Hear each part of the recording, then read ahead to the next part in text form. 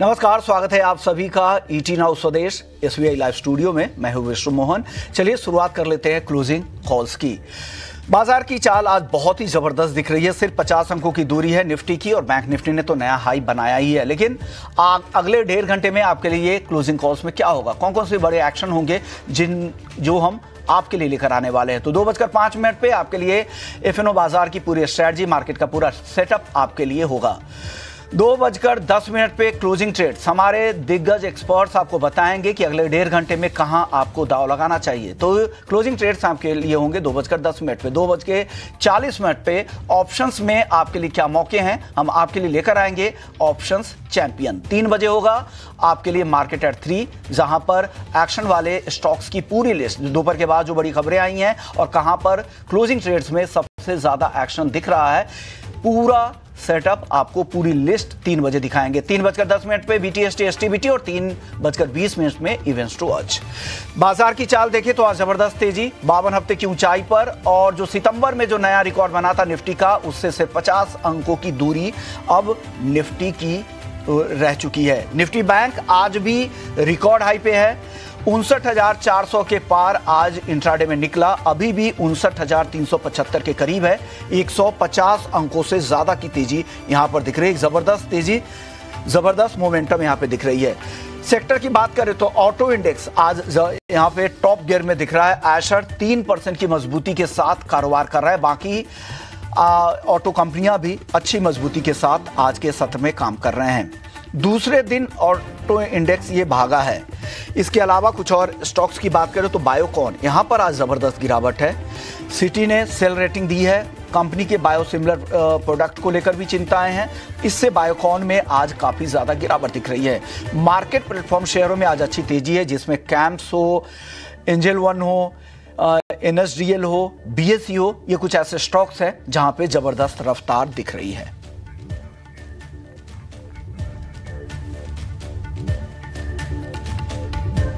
चलिए, ये तो बाजार की बड़ी बातें हुई, लेकिन ब्रॉडर मार्केट में किस तरह की चाल दिख रही है आपके लिए बजर्स की पूरी लिस्ट पेश करते हैं। सबसे पहले मार्केट प्लेटफॉर्म शेयरों की हम बात भी कर रहे थे, और देखिए सीडीएसएल, कैम्प्स, एंजल वन और बीएसई, ये चारों स्टॉक्स आज के सत्र में जबरदस्त तेजी के मूड में दिख रहे हैं। 1 से 2% की तेजी, हालांकि ऊपरी असर से हल्के जरूर हुए, लेकिन उसके बाद भी जो शुरुआती मजबूती है वो लगातार बरकरार है, और कैंप्स में आज सबसे ज्यादा तेजी दिख रही है। मार्क्संस फार्मा, यूके की सब्सिडियरी को दवा बिक्री के लिए मंजूरी मिल गई है, इस खबर से ये स्टॉक्स अच्छी तेजी दिखा रहा है। मार्क्संस फार्मा में आज के सत्र में 2% की तेजी दिख रही है। ऑटो में रफ्तार है, लगातार दूसरे दिन ऑटो शेयरों में अच्छी मजबूती दिख रही है, और लीड कर रहा है एशर मोटर। जबरदस्त तेजी यहां पे दिख रही है, करीब 3% की। इसके अलावा हीरो मोटो, बजाज ऑटो, ये तीनों ऐसे स्टॉक्स हैं जहां पे अच्छी खरीदारी यहां पर देखने को मिल रही है। बैंकिंग में एचडीएफसी बैंक ओवरवेट की रेटिंग मिली है, लक्ष्य है 1225 का, और FY27 से बाजार हिस्सेदारी बढ़ने की उम्मीद लगाई जा रही है। डिपॉजिट मार्केट शेयर स्थिर रहने का अनुमान है। मॉर्गन स्टैनली की इस रेटिंग के बाद शेयर में एक वापस से मोमेंटम देखने को मिल रहा है, तो 1.5% के आसपास की तेजी एचडीएफसी बैंक में दिख रही है। इसके अलावा मन इंडस्ट्रीज, अरामको एशिया इंडिया के साथ करार हुआ है, सऊदी अरब में स्टील पाइप के लिए करार हुआ है, और उस खबर से इस शेयर को देखिए, करीब 4% की मजबूती के साथ ये शेयर कामकाज कर रहा है। तो एक जबरदस्त मोमेंटम यहां पर भी देखने को मिला। चलिए कुछ और स्टॉक्स की बात कर लेते हैं बजर्स की लिस्ट में, जहां पर काफी एक्शन दिख रहा है। सिटी की रिपोर्ट के बाद बायोकॉन देखिए, करीब 3.5 से 4% की गिरावट दिख रही है, डाउनग्रेड हुआ है, बिकवाली की राय आई है, बायोसिमिलर कारोबार को लेकर भी चिंता है। तो ये सारे जो खबरें हैं वो एक साथ यहां पर दबाव बनाने का काम कर रही हैं। आखिरी स्टॉक बजट की लिस्ट में है, महंगे वैल्यूएशन की चिंता और नतीजों से पहले ग्रो में मुनाफा वसूली दिख रही है। हम लगातार आपको बता भी रहते कि वैल्यूएशंस को लेकर चिंता भी है, और कल भी 10% की गिरावट, और आज भी करीब 8% की गिरावट फिलहाल दिख रही है, यानी 2 दिनों में 18% ये स्टॉक टूट चुका है। रिकॉर्ड जब इशू प्राइस से 93% भाव बढ़े भी थे, तो वहां से तेज गिरावट अब देखने को मिल रही है। चलिए, तो बाजार की बड़ी बातें आपको बता दी, बजट्स के लिस्ट कौन से हैं, कहां पे एक्शन ज्यादा दिख रहा है। लेकिन अगर आप डेरिवेटिव ट्रेड करते हैं, कौन से इंडेक्स लेवल पर निफ्टी और बैंक निफ्टी को लेकर क्या कुछ सेटअप दिख रहा है, और साथ ही सेक्टर स्पेसिफिक किस तरह के एक्शन दिख रहे हैं, ये जानने के लिए चलते हैं अपने सहयोगी अभिषेक के पास। अभिषेक, बताइए क्या डिटेल्स हैं, आपने क्या आइडेंटिफाई किया है, आपकी रीडिंग क्या है? जी, बिल्कुल विष्णु, बहुत बहुत स्वागत है आपका ईटी नाउ स्वदेश एसबीआई लाइव स्टूडियो में। देखिए, आज जो बाजार की चाल है वो बहुत ही जबरदस्त है। विश्वमोहन, देखिए ज़बरदस्त मोमेंटम है, इसमें कोई दो राय नहीं है। और एक सत्र की थोड़ी बहुत प्रॉफिट टेकिंग के बाद बाजार ने फिर से रफ्तार पकड़ ली है। और ये सच बात है कि एनवीडिया के नतीजों को लेकर थोड़ी सी नर्वसनेस थी। अगर नतीजे कमज़ोर आते तो शायद हम सेल ऑफ ग्लोबल बाजारों में देखते और उसका फिर एक इम्पैक्ट आता भारतीय बाजारों पर। लेकिन आज आप देखिए 52 हफ्ते की ऊंचाई पर निफ्टी पहुंच गया है। अब रिकॉर्ड से कितनी दूर है, 50 अंकों की दूरी रह गई है। तो अब कह सकते हैं कि ये साइकोलॉजिकल लेवल्स होते हैं कि अच्छा नया रिकॉर्ड बन गया। अदरवाइज तो मान के चलिए कि निफ्टी बैंक दोनों अपने रिकॉर्ड बना चुके हैं। और ग्लोबल बाजारों में जिस तरह से तेजी हुई है, एफआईज ने बाइंग की है। और आज की स्क्रीन देख के लग रहा है विश्वमोहन कि आज भी एफआईज की तरफ से बाइंग हो रही है, बिना एफआईज की सपोर्ट की। लोअर लेवल से जो आप स्ट्रेंथ देख रहे हैं ना, वो शायद नहीं दिखती। मैं कुछ डेटा भी देख रहा था कि बाजार में किस तरह से रोज के रोज और लोअर लेवल से शानदार रिकवरी आ रही है। और पिछले करीब 8 सत्र का 9 सत्र का मैंने डेटा देखा है, स्ट्रांग रिकवरी आई है। और कई सत्र ऐसे रहे हैं, जबकि कल भी हमने देखा कि लोअर लेवल से जो निफ्टी बंद हुआ करीब करीब 196 अंकों पर बंद हुआ। आज लोअर लेवल से 150 अंकों के आसपास की रिकवरी है। तो पार्टिसिपेशन बहुत अच्छा है और ब्रॉड बेस्ड बाइंग हमें देखने को मिल रही है। आज अगर आप सरकारी बैंक, रियल एस्टेट और फार्मा को छोड़ दीजिए तो यहां पर थोड़ी थोड़ी हम देख रहे हैं कि नरमी है। सरकारी बैंकों में प्रॉफिट टेकिंग आ रही है क्योंकि ये शेयर चले बहुत है। अदरवाइज बाजार का मोमेंटम काफी अच्छा है। डिफेंस हो गया, एनर्जी हो गया, infra, auto, oil and gas, IT, सारे के सारे शेयर चल रहे हैं। स्मॉल कैप, मिड कैप आज थोड़े से पीछे हैं। अगर आप निफ्टी के मुकाबले देखेंगे तो स्मॉल कैप में हल्की सी तेजी है और मिड कैप इंडेक्स जो है 0.25% के गेंस पर कारोबार कर रहा है। और यूएस फ्यूचर से संकेत अच्छे हैं। आज एनवीडिया में आप एक और बड़ी तेजी के लिए तैयार रहिए क्योंकि नतीजे कल आए थे बाजार बंद होने के बाद। 8 में से 7 सत्र में तेजी हो गई है। विश्वमोहन, देखिए रणनीति ये होनी चाहिए कि अब धीरे धीरे क्या है ना कि बाजार में आपको ना कॉशियस इसलिए भी होना चाहिए कि जो आरएसआई है वो मतलब 65 के आसपास का निफ्टी का है। 70 तक जब चला जाएगा ओवरबॉट जोन में माना जाता है। थोड़ा कॉशियस होना चाहिए। और मेरा मानना है कि अगर आपको प्रॉफिट अच्छा खासा हो रहा है तो पार्शियल प्रॉफिट टेकिंग करने में कोई दिक्कत की बात नहीं है। मार्केट में आप आते हैं पैसे बनाने ही, लेकिन अगर आप बाजार में टिके रहना चाहते हैं तो स्ट्रेटजी ये है कि आप स्टॉप लॉस को धीरे धीरे ऊपर करते रहें। और जो डिप्स आए ना, मैंने कल परसों भी कहा था कि निफ्टी में अगर 150 पॉइंट के आसपास के डिप आ जाए एक बढ़िया बाइंग जोन आपके लिए बन जाएगा। निफ्टी बैंक अगर 400-500 पॉइंट अगर ऊपर से नीचे आ जाए एक अच्छी एंट्री पॉइंट बन जाएगी। तो ये स्ट्रेटजी अभी भी काम करेगी। बाजार के स्ट्रक्चर में कोई वीकनेस के साइंस फिलहाल नहीं है। नई खरीदारी अगर किसी को करनी है तो कहां करनी है? मेरा मानना है कि 25,900 से 26,100 की रेंज है। यहां तक अगर निफ्टी अगर मान लीजिए रिट्रेस करके आता है तो फिर आपके लिए निश्चित तौर पर एक बाइंग का जोन ये रहेगा।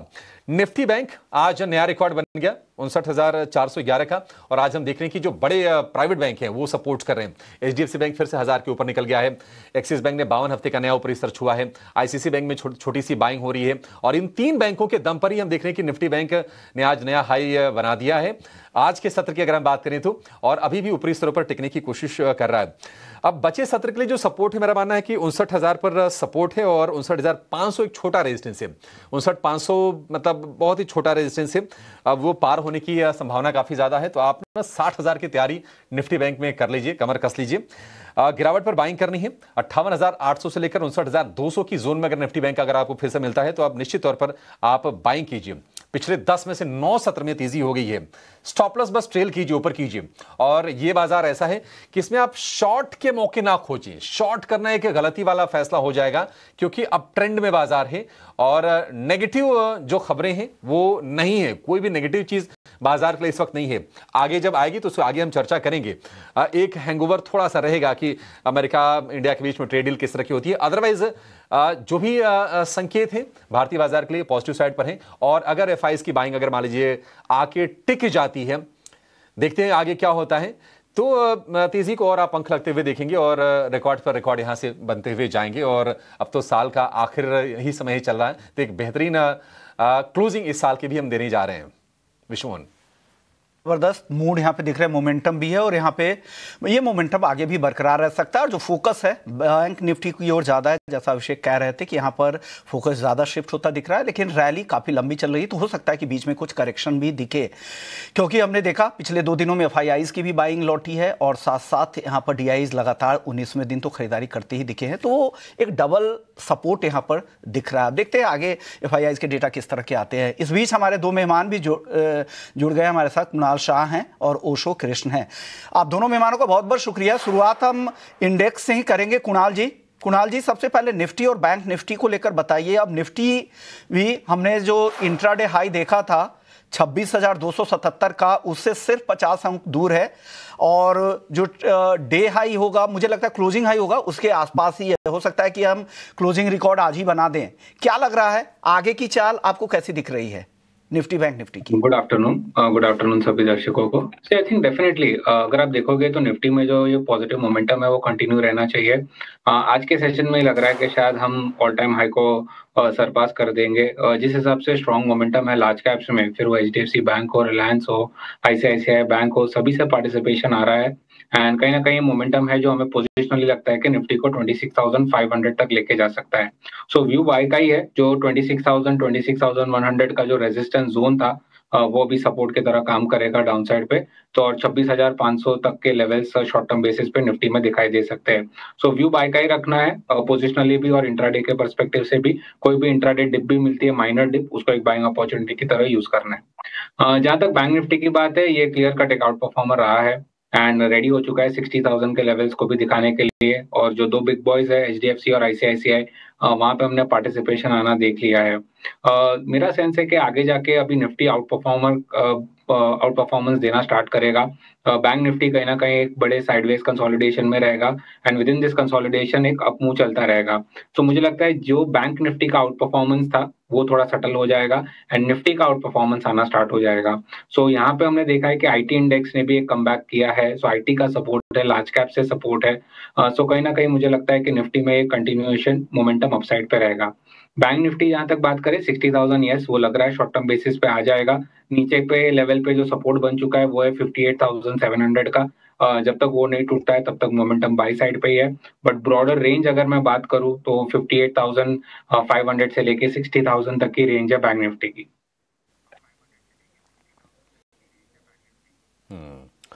ठीक है, इंडेक्स पर व्यू हो गया कुणाल जी का, और साफ तौर पर निफ्टी की और परफॉर्मेंस यहां से कायम रहेगी। निफ्टी बैंक हो सकता है कि थोड़ा सा बैक सीट ले। निफ्टी बैंक देखिए चला बहुत है, निफ्टी को इसने आउट परफॉर्म किया है, और अगर आप देखेंगे तो ये ओवरबॉट टेरिटरी में जाता हुआ दिख रहा है। हालांकि अगर एफआईज की शॉर्ट कवरिंग अगर जारी रही तो शायद आपको हो सकता है कि निफ्टी बैंक को और सपोर्ट मिल जाए, लेकिन अब जो थोड़ा पलड़ा है वो निफ्टी का यहां से भारी दिखाई दे रहा है। ये इंडेक्स की रीडिंग होगी। चलिए अब जानते हैं अपने दोनों एक्सपर्ट से क्लोजिंग कॉल्स।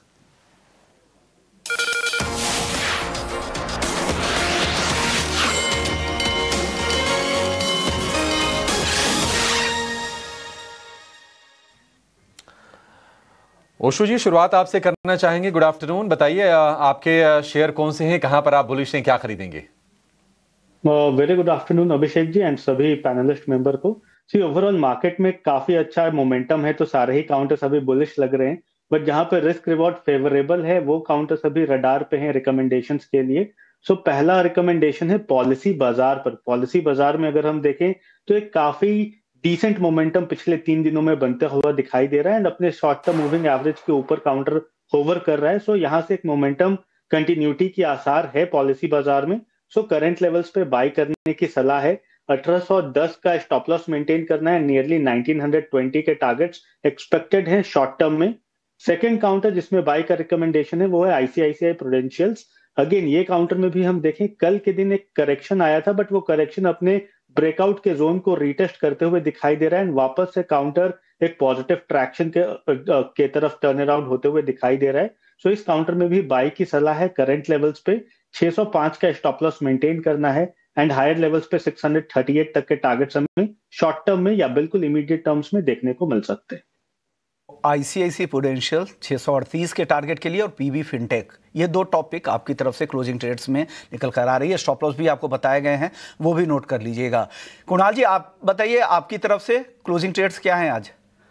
दो ट्रेड रहेंगे, दोनों बाय साइड के रहेंगे। फर्स्ट जो सेक्टर पे मैं फोकस करना चाहूंगा वो है shipping. I think shipping industry में एक अच्छा मोमेंटम पिकअप हुआ है और यहाँ पे मेरी प्रेफर्ड पिक रहेगी मज़गांव डॉक। मज़गांव डॉक ने हमें ऑलरेडी एक अप ट्रेंड में चल रहा है लो लेवल से, और आज के ट्रेडिंग सेशन में एक ब्रेकआउट दिया है। एफएनओ डेटा में भी आप देखोगे तो आज शॉर्ट कवरिंग हुई है, तो मुझे लगता है यहाँ मोमेंटम काफी स्ट्रांग रहेगा आगे जाके भी।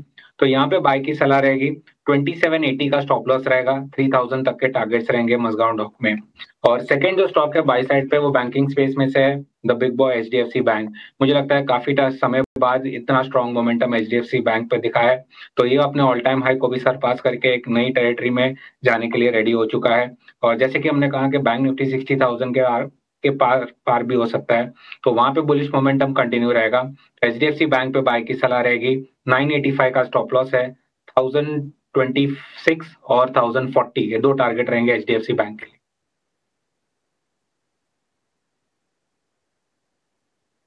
बड़े शेयरों पर भरोसा है। एचडीएफसी बैंक 1025 1040 की टारगेट है। और आज बाजार की जो तेजी है ना, इसके पीछे जो प्रमुख दो कंट्रीब्यूटर हैं, आप देखेंगे कि एचडीएफसी बैंक और रिलायंस कहाँ थे। इसके अलावा बजाज फाइनेंस में भी आज के सत्र में अच्छा मोमेंटम देख रहे हैं। रिलायंस पर व्यू भी ले लेते हैं। रिलायंस हम देख रहे हैं कि 4 महीने के ऊपरी स्तर पर है। 52 वीक हाई से बस थोड़ी सी ही दूरी पर रिलायंस का शेयर इस वक्त आपको दिखाई देगा। 2% की शानदार तेजी और मल्टीपल ट्रिगर्स से देखिए ब्रोकरेजेस का भरोसा तो है। हम देख रहे हैं कि टारगेट भी बढ़ाए जा रहे हैं, लेकिन उनकी कोर स्ट्रेंथ है। एक तो जीआरएम हम देख रहे हैं कि लगातार बढ़ रही है, तो जो रिफाइनिंग वाली कंपनीज हैं उनके लिए अच्छी चीज़ है। $10 के आसपास के जीआरएम हो गए हैं। दूसरी चीज़ ये है कि जो न्यू एनर्जी बिजनेस है उसको लेकर उम्मीदें काफ़ी ज़्यादा हैं ब्रोकरेजेस को।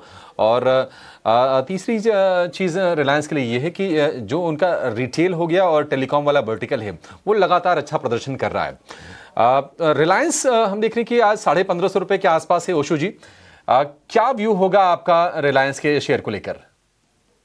जी, रिलायंस में मुझे लगता है अभी थोड़ा वॉचफुल रहना चाहिए, बिकॉज अपने बेयरिश गैप को रिटेस्ट करते हुए दिखाई दे रहा है। 1555 का इसका गैप है, तो मुझे लगता है जब तक वो रिटेस्ट करके फिल नहीं करता है तब तक थोड़ा सा करंट लेवल्स पे थोड़ा सा कंजर्वेटिव रहना चाहिए। ऑल दो ट्रेंड काफी पॉजिटिव है एंड मुझे लगता है कि यहाँ से एक अच्छा ब्रेकआउट भी आ सकता है। बट जिस हिसाब की रैली दिखी है काउंटर में, थोड़ा सा कूल ऑफ अगर होता है नियरली 1510 1500 के जोन पे, तो बाइंग की सलाह बहुत अच्छी बनेगी। हायर लेवल्स पे अगेन अभी रेजिस्टेंस पे है तो थोड़ा कन्विक्शन कम है, ऑल्दो बिल्कुल मार्केट ट्रेंड्स के ऑपोजिट मेरे कमेंट्स हैं अभी।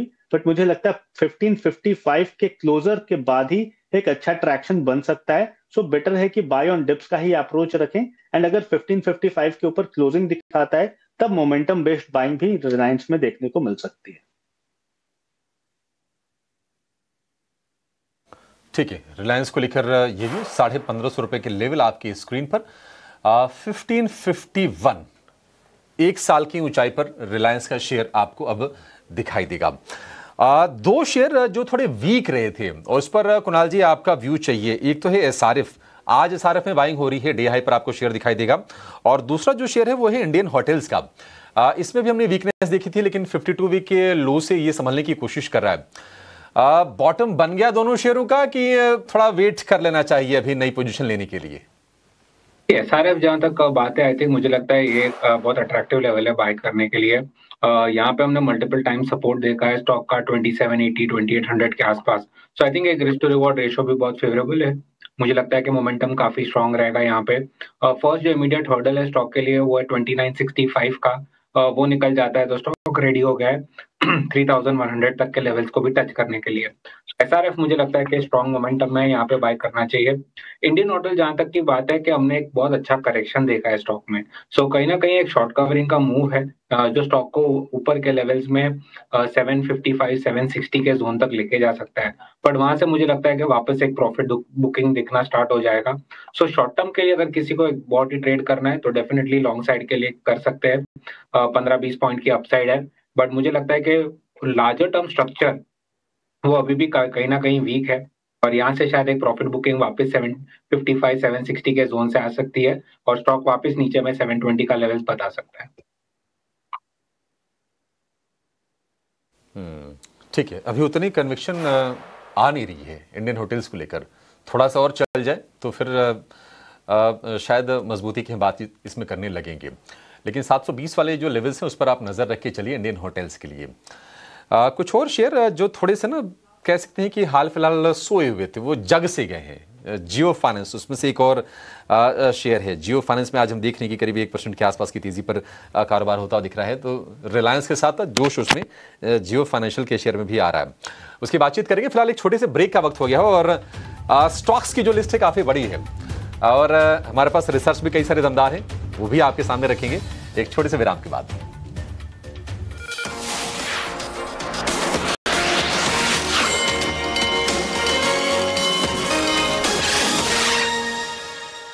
ब्रेक के बाद आपका स्वागत है और आप देख रहे हैं क्लोजिंग कॉल्स। बाजार की तेजी इस बीच और भी बढ़ी है। 180 अंकों से ज्यादा की मजबूती अब निफ्टी दिखा रहा है। डे हाई पे बिल्कुल 26,235 के करीब। निफ्टी बैंक रिकॉर्ड लेवल पे बरकरार है। 59,425 के ऊपर 200 अंकों से ज्यादा की तेजी यहां पर भी दिख रही है। दो और स्टॉक्स है, हालांकि यहां पर आज बहुत ज्यादा एक्शन नहीं है, लेकिन खबरों की वजह से यहां पर फोकस कर सकते हैं। एक है कोटक महिंद्रा बैंक और दूसरा है फेडरल बैंक। खबर यह है कि कोटक और फेडरल ने डॉयश बैंक इंडिया के रिटेल और वेल्थ मैनेजमेंट बिजनेस को खरीदने की रेस में हैं और दोनों बैंकों ने डॉयश इंडिया के रिटेल और वेल्थ मैनेजमेंट बिजनेस के पोर्टफोलियो का पूरा वैल्यूएशन किया है और डील प्राइसिंग को लेकर इनकी बातचीत चल रही है।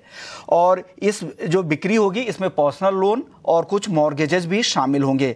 इनका मकसद ये है कि अगर ये रिटेल पोर्टफोलियो को खरीदते हैं तो डॉयश के जो वेल्थ मैनेजमेंट क्लाइंट है, जो प्रीमियम क्लाइंट हो सकते हैं, उनके बेस तक पहुंचने में इनको मदद मिलेगी।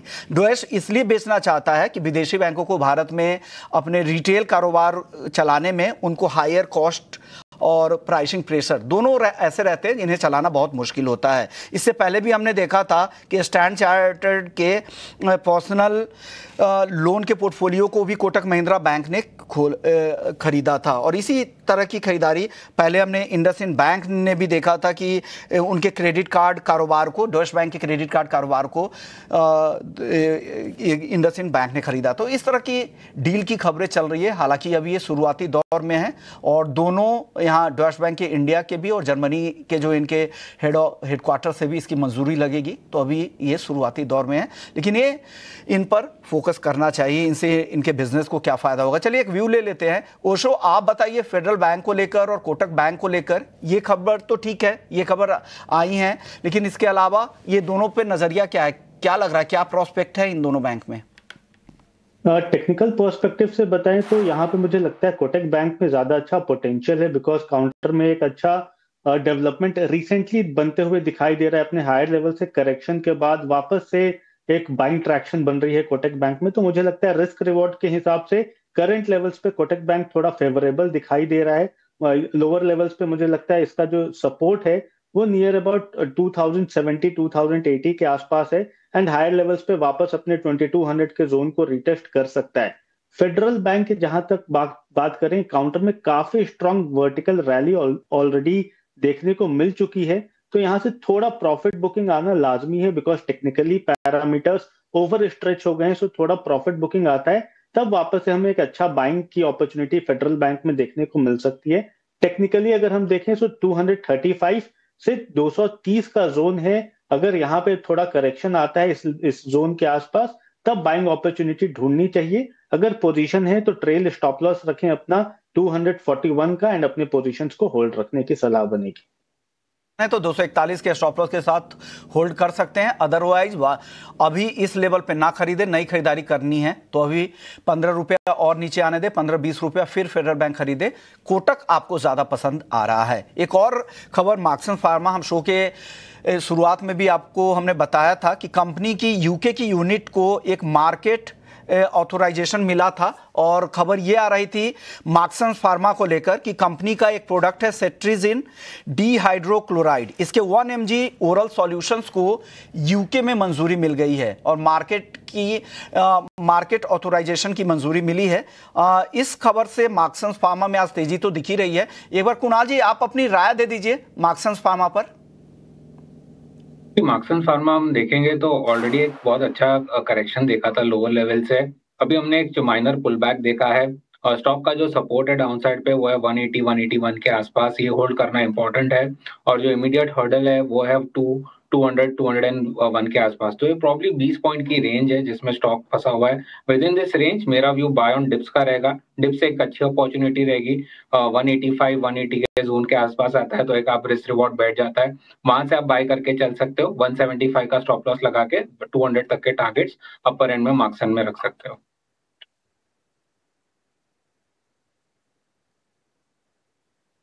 मार्क्सन्स को लेकर ये व्यू करीब करीब 2% के आसपास की तेजी हम देख रहे हैं। लेकिन हाल के अगर हम लिस्टेड कंपनीज की बात करें तो हम देख रहे हैं कि ऊपरी स्रोत से थोड़ी सी प्रॉफिट टेकिंग आ रही है। फिजिक्स वाला के शेयर में करीब 8% के आसपास की गिरावट आज हमने इंट्राडे में देखी। बिलियन ब्रेन्स गैराज वेंचर्स यानी कि ग्रो, जो कि पिछले हफ्ते बुधवार को लिस्ट हुई थी और उसके बाद क्या ताबड़तोड़ तेजी बनी, करीब करीब मतलब आईपीओ प्राइस से 93-94% के आसपास की, इसमें प्रॉफिट टेकिंग आने की शुरुआत हो गई है। और आप देखिए कल भी ये शेयर गिरा और आज भी 7% के आसपास की गिरावट पर ये शेयर कारोबार कर रहा है। तो ग्रो में जो गिरावट की वजह वो क्या है? देखिए कल इसके ना नतीजे भी आएंगे। तो एक तो रीजन है, थोड़े से कॉशियस हैं इन्वेस्टर, लेकिन थोड़ा वैल्यूएशन वाले भी चिंता थी। बाकी कुछ और रीजंस लेके हमारी सहयोगी जुड़ गई हैं, मिताली जैन। मिताली बताइए क्यों टूट रहा है ग्रो का शेयर? जी बिल्कुल सही कहा आपने, करीबन 94% का रिटर्न दिया है उसने अपने इन्वेस्टर्स को लिस्ट होने के बाद, लेकिन 2 दिन में हमने देखा करीबन 17% के लुढ़का हुआ नज़र आया है। कल भी इस स्टॉक में करीबन 10% का लोअर सर्किट लग गया था। क्या है वजह जानते हैं। ऑक्शन मार्केट में एक असामान्य तरीके का उछाल आ गया था। दरअसल 18 नवंबर को लगभग 30.8 लाख शेयर्स जो थे वो ऑक्शन सेगमेंट में चले गए, क्योंकि भारी संख्या में देखा गया कि ट्रेडर्स ने यहाँ पे शॉर्ट सेल कर दिए थे और वो जो है वहाँ पे समय पर डिलीवरी नहीं दे पाए। T+1 सेटलमेंट सिस्टम में बड़े पैमाने पर डिलीवरी फेल होने की खबर के कारण काफ़ी हलचल मच गई थी और असली झटका जो है वो बैकएंड में लगता हुआ नजर आया, जब हज़ारों शॉर्ट सेलर्स डिलीवरी के लिए शेयर्स जुटा ही नहीं पाए। T+1 सिस्टम में आज बेचो तो कल डिलीवरी देनी होती है और जो लोग इस स्पीड को समझ नहीं पाए वो इस झांसे में फंस गए हैं। जो ऑक्शन विंडो है एक्सचेंज का, वो जोन होता है जहां डिलीवरी फेल होने पर सेलर को बड़ा नुकसान उठाना पड़ता है। एक्सचेंज अगले दिन बाय एंड ऑक्शन में शेयर्स को असली खरीदार को दे सकता है और जिस कीमत पे ऑक्शन होता है वो प्राइस जो है वो शॉर्ट सेलर की लायबिलिटी बन जाती है, चाहे प्राइस कितनी भी ज़्यादा हो। तो ग्रो का जो फ्री फ्लोट मार्केट है, वो मार्केट कैप है, वो सिर्फ 7% का ही है, इसलिए मार्केट में जो शेयर की सप्लाई थी वो बहुत कम ही मिल पाई लोगों को और कम फ्री फ्लोट के साथ साथ जो BTST और शॉर्ट सेलिंग जैसे ट्रेड्स थे उसके कारण डिलीवरी फेलियर जैसी चांसेस और ज़्यादा बढ़ गए कंपनी के लिए। और जब डिलीवरी नहीं हो पाई तो जो शेयर्स है वो ऑक्शन में प्रीमियम पर खरीदे जा सकते हैं, जिसके कारण जो जुर्माना है वो भी सेलर को भरना पड़ता है। इन सभी वजहों के बीच में कल हम देखेंगे कि ग्रो का रिजल्ट भी आने वाला है, जिसके कारण थोड़ी बहुत प्रॉफिट बुकिंग भी देखने को मिली है स्टॉक में। और जो कल की गिरावट थी वो जब ज़बरदस्त शॉर्ट कवरिंग को रोकने का संकेत भी दे रही थी। साथ ही हमने देखा कि ग्रो की जो वैल्यूएशन है वो भी ज़्यादा चिंताजनक विषय बन रही है मार्केट में। ये करीबन 55 से 60 PE के भाव पे ट्रेड हो रहा है, जो कि इसके पीयर्स के कंपैरिजन में, जो उसके और कॉम्पिटिटर से उसके कंपैरिजन में देखा जाए तो बहुत ही ज़्यादा है। तो कोई कुछ तमाम वजह है जिसके कारण स्टॉक में कंटिन्यूस हमें गिरावट देखने को मिल रही है। ठीक है मिताली, मेन देखिए रीज़न वही है कि काफ़ी ज़्यादा ये शूट अप कर गया था शेयर और अभी वैल्यूएशन करेक्शन इसमें हो रहा है। हमारे साथ 2 और एक्सपर्ट जुड़ गए हैं। ओशो तो हमारे साथ हैं ही, पृथ्वी फिनमार्ट के हरीश जो जा रहे हैं, टेक्निकल एक्सपर्ट हैं, आपको कुछ बढ़िया शेयर बताएंगे। हरीश जी से थोड़ी देर में जानेंगे और अविनाश जी से भी हम आगे चर्चा करेंगे। अच्छा, ग्रुप पर भी व्यू लेंगे, लेकिन ओशो एक चीज़ ना मेरे मन में चल रही थी, मैं सोचा कि आपसे पूछ ही लूँ। अब ये ना ग्रो की तुलना हो रही है आपकी जो फर्म है एंजल वन से। अब कहा यह जा रहा है कि मार्केट कैप में भले ही लगभग 1/4 है एंजल वन ग्रो के मुकाबले, लेकिन अगर किसी को प्रॉफिटेबिलिटी की तरफ ध्यान देना हो तो बेहतर विकल्प है एंजल वन। मैं आपसे दरअसल ये जानना चाह रहा था, क्या आप लोगों का कंप्लायंस का कुछ इश्यू होता है या फिर जो कॉम्पिटिटर वाली जो कंपनीज होती हैं सेगमेंट की, उसमें आप लोग अप्लाई वगैरह कर सकते हो IPO अगर आते हैं तो? क्या नियम कानून है आपके दफ्तर में इसके लिए? नहीं, इन जनरल मतलब हमारे लिए IPO के लिए बिल्कुल कोई भी फर्म में अप्लाई किया जा सकता है, but again being a competitor we basically prefer to avoid, but ऐसा कुछ बात नहीं है। IPOs में इवन बीइंग इनटू रिसर्च हम सब अप्लाई कर सकते हैं, तो उसके लिए कंप्लायंस में कोई भी ऐसा इशू नहीं है। सो ऐसी कोई भी बात नहीं है जिसमें हम अप्लाई IPO में स्पेसिफिकली नहीं कर सकते। क्या था आपने लगा? नहीं, मैंने किया नहीं था एंड ऑब्वियसली कोई भी अभी रिसेंटली लिस्टेड जितने भी फर्म्स हैं उसमें चांसेस भी काफी ब्लीक हैं, बट ग्रो स्पेसिफिकली हमने किया भी नहीं था। नहीं ठीक है, थोड़ा सा ना ये एथिक्स वाली भी एक मसला आता है ना कि नहीं आप ऐसी फर्म में काम कर रहे हैं फिर दूसरी कंपनी की ये किसी न किसी तरीके से आप ग्रोथ में कैसे भागीदार बनेंगे। एक जरा व्यू ले लेते हैं ग्रो को लेकर। अविनाश सर हमारे साथ जुड़ गए हैं। अविनाश जी, ग्रो बेहतरीन लिस्टिंग के बाद का रन भी बहुत ही गजब का रहा और अब शेयर में हो रहा करेक्शन क्योंकि वैल्यूएशंस की चिंता है। कहीं ना कहीं इन्वेस्टर लॉक इन अगले महीने खुलेगा, उसमें थोड़े निवेशक बाहर निकलेंगे, कल रिजल्ट भी इसके आ जाएंगे, थोड़े निवेशक कॉशियस हैं। आप कैसे अब देख रहे हैं, क्योंकि इसको लिस्टिंग के टाइम देखने का नजरिया कुछ और था, अब देखने का नजरिया कुछ और है, क्योंकि लिस्टिंग के टाइम पे मार्केट कैप था इसका करीब 60,000 करोड़ रुपए के आसपास का, जो बढ़ के करीब 1.25 लाख करोड़ रुपए के आसपास हो गया था। क्या करना चाहिए ग्रो में? कोई अगर नया निवेश करना चाहता है तो थोड़ा और वेट कर ले या फिर प्राइस आ गए हैं? गुड आफ्टरनून अभिषेक। देखिए अभिषेक, पहली बात तो जो शेयर आपको 5 दिन में 80-90% रिटर्न देता है, वो ऐसे बाजार में तो आपको आपका मुनाफा वसूल करके इसमें अपना कैश फ्लो बनाना चाहिए। आई थिंक काफी लोग रिटेल निवेशक 180-185 के लेवल में एंटर इन्होंने किया। और जैसे आपने कहा कि वैल्यूएशन तो बीएसई से भी महंगा था। एंजल ब्रोकिंग तो ब्रोकिंग कॉम्पिटिटर है, लेकिन एक्सचेंज का बिजनेस और ब्रोकिंग का बिजनेस में जमीन आसमान का फर्क होता है। बट फिर भी उनकी वैल्यूएशन एक्सचेंज के वैल्यूएशंस के कंपेरेबल या ज्यादा थी, तो कहीं ना कहीं तो ये सेल ऑफ आना था। और ऊपर से जैसे आपके कलीग ने अभी कहा कि काफी बड़ी क्वांटिटी लोगों ने शॉर्ट सेल किए, 30 लाख शेयर शॉर्ट सेल किए थे, तो ये भी मामला थोड़ा सा ग्रो के फेवर में देखे तो थोड़ा सा बिगड़ गया। मुझे लगता है कि अभी जो बिकवाली आ रही है वो उन लोगों से बिकवाली आ रही है जो बेसिकली मोमेंटम ट्रेडर्स है, जो शॉर्ट टर्म के लिए एंटर कर चुके थे, उनका ट्रांजैक्शन सही तरीके से नहीं हो रहा है, तो वो अभी निकल रहे। मेरे ख्याल से देखिए कल नतीजे हैं, तो आई थिंक नतीजे मोटा मोटी अच्छे ही आने चाहिए, बट अभी कैसे नंबर आएंगे, किस प्रकार से मार्केट उनको सेंटिमेंटली बूस्ट अप देगा, ये कल हमको पता चलेगा। बट अगर 140-45 का लेवल आता है तो मुझे लगता है कि देखिए जो लंबे अवधि के निवेशक है उनको एक बात समझनी चाहिए कि ये अभी जीरोडा से भी बड़ा प्लेयर, ऑनलाइन प्लेयर है। इनकी मैनेजमेंट टीम बहुत एग्रेसिव है, अभी वेल्थ मैनेजमेंट में भी ये एंटर करने वाले हैं, तो अपॉर्चुनिटी ग्रोथ के लिए इनके काफी बड़ा है। तो मेरे ख्याल से कल की कमेंट्री के बाद, कल के रिजल्ट्स के बाद थोड़ी और क्लैरिटी आएगी, तभी खरीदने का मौका अगर मिलता है तो देखना चाहिए। बट ये वही लोगों के लिए जो कम से कम 12 से 18 महीने का व्यू रखते हैं, क्योंकि कैपिटल मार्केट रिलेटेड जो भी इंटरमीडिएट स्टॉक्स है वहां पे हम काफी पॉजिटिव है।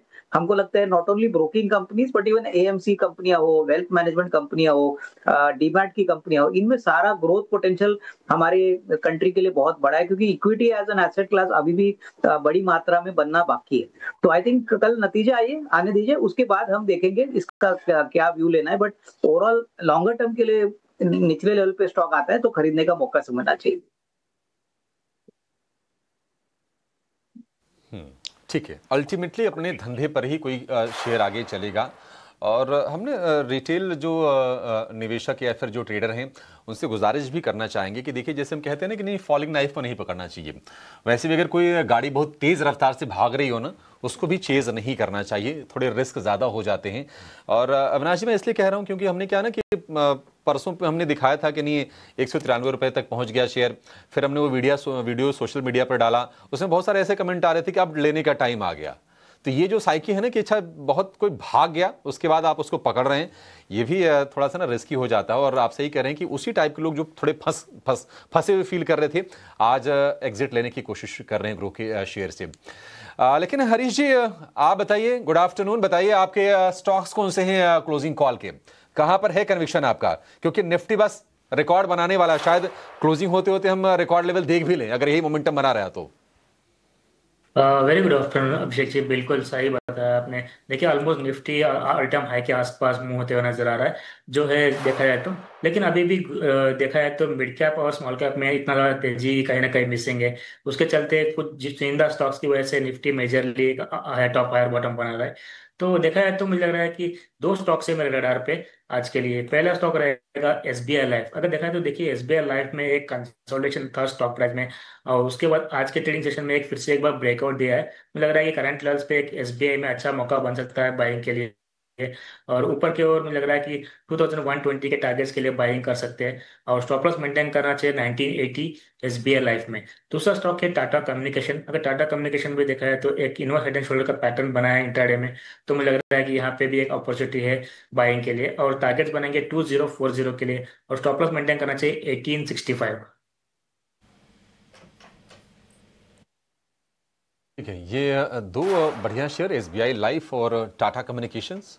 टारगेट स्टॉप लॉस आपके स्क्रीन पर तो जो भी सौदे आएंगे ना वो तेजी वाले ही आएंगे। ये तेजी के बाजार का एक सबसे प्रमुख साइन है, ये यही है। और क्या गजब का मोमेंटम है इस वक्त। अगर आप देखेंगे ब्रॉडर मार्केट में तो थोड़ा सा ना टिल्ट है मंदी की तरफ। 1475 शेयर कमजोर हैं, 1400 शेयर हम देख रहे हैं कि तेजी वाले हैं, क्योंकि स्मॉल कैप में उतना ज्यादा पार्टिसिपेशन हम देख नहीं रहे हैं।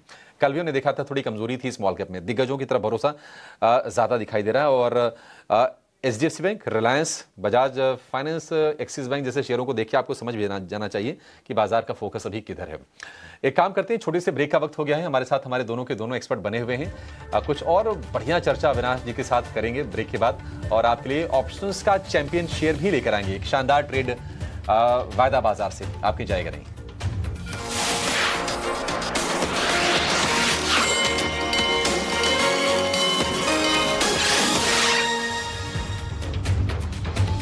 और आप देख रहे हैं क्लोजिंग कॉल्स। बाजार की तेजी थोड़ी सी कम हुई है। अब निफ्टी में 140 अंकों की तेजी है।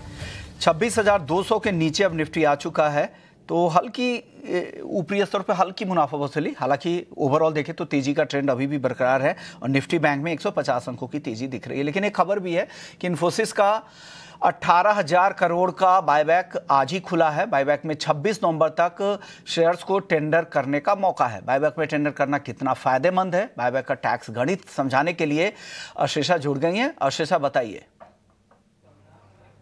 बिल्कुल, तो इन्फोसिस का 18,000 करोड़ का बायबैक आज खुल चुका है। 20 नवंबर से 26 नवंबर तक ये बायबैक खुला रहेगा। कल के करंट मार्केट प्राइस से कंपेयर करें तो हाँ, करीब 18 से 20% के प्रीमियम पर ये 1800 रुपये प्रति शेयर के प्राइस पर बायबैक होगा। जैसे मैंने बताया, 1800 रुपये प्रति शेयर के भाव पर 2.4% इक्विटी का बायबैक होगा और प्रमोटर्स ने ऑलरेडी क्लैरिफाई कर दिया है कि वो बायबैक में पार्टिसिपेट नहीं करेंगे। छोटे निवेशकों के लिए बायबैक में 15% का रिजर्वेशन होगा, तो उनका एक्सेप्टेंस रेशियो इस रिजर्वेशन के लिए के चलते बढ़ता हुआ नजर आ सकता है। 14 नवंबर तक इन्फोसिस में करीब 26 लाख रिटेल निवेशक थे इस कैटेगरी में। रिकॉर्ड डेट 14 नवंबर की थी, तो अगर आप उस दिन शेयर होल्डर थे इन्फोसिस के तो आप बायबैक के लिए एलिजिबल हो जाते हैं। कल के बंद भाव से करीब 20% से ज़्यादा के प्रीमियम पर यह बायबैक प्राइस किया गया है। 1800 रुपये प्रति शेयर का ये बायबैक प्राइस होगा। तो ये कुछ डिटेल्स जो हम आपके लिए लेकर आए। इसके अलावा बात करते हैं एंटाइटलमेंट रेशियो की। रिजर्व कैटेगरी के लिए 2:11, अगर आपके पास 11 शेयर है तो आप 2 शेयर टेंडर कर पाएंगे, और जनरल कैटेगरी के लिए 17:706 का ये रेशियो है। रिजर्व कैटेगरी के लिए काफ़ी इंपॉर्टेंट है, तो 11:2, 2:11, अगर आपके पास 11 शेयर है तो आप 2 शेयर यहाँ पर एंटाइटल कर सकते हैं। ये राइट आपके पास होगा। बायबैक में मिली रकम डिविडेंड इनकम होगी। याद रखें, स्लैब रेट के हिसाब से ये टैक्स किया जाएगा। 1800 रुपये प्रति शेयर डिविडेंड इनकम कंसिडर किया जाएगा। शेयर होल्डर्स को उनके स्लैब के हिसाब से टैक्स लगेगा। अगर आप 10% के स्लैब में है तो 10% का टैक्स लगेगा। 15%, 20% आपके स्लैब रेट जो टोटल इनकम से डिटरमाइन होती है उस हिसाब से ये टैक्सेशन होगा। स्लैब के हिसाब से डिविडेंड इनकम के तौर पर टैक्स किया जाएगा।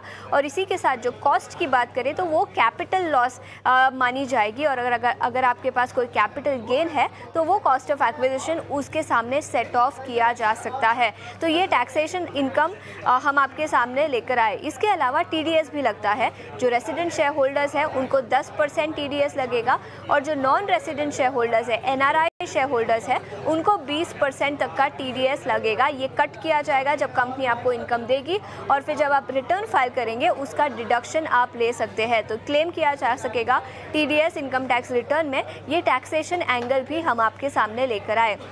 तो हाँ, 1800 करोड़ का ये बड़ा बायबैक आज खुलेगा।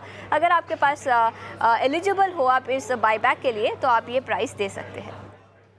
तो ये प्रीमियम प्राइस भी है, लेकिन आपको जो टैक्स का पूरा गणित है वो आशीषा ने समझा दिया। शुक्रिया आशीषा, ये पूरा गणित समझाने के लिए दर्शकों को। चलिए एक बार अविनाश जी आपकी राय चाहिए। क्या जिनके पास जो एलिजिबल है, जो अपने रिकॉर्ड डेट जो 14 नवंबर थी उनके हिसाब, अगर उनके पास स्टॉक था तो क्या उन्हें अपना शेयर टेंडर करना चाहिए, इस बायबैक में हिस्सा लेना चाहिए क्या? नहीं, बिल्कुल। देखिए, 1800 रुपए का बायबैक प्राइस है, और प्राइस के हिसाब से आई थिंक 20% प्रीमियम पे मिल रहा है।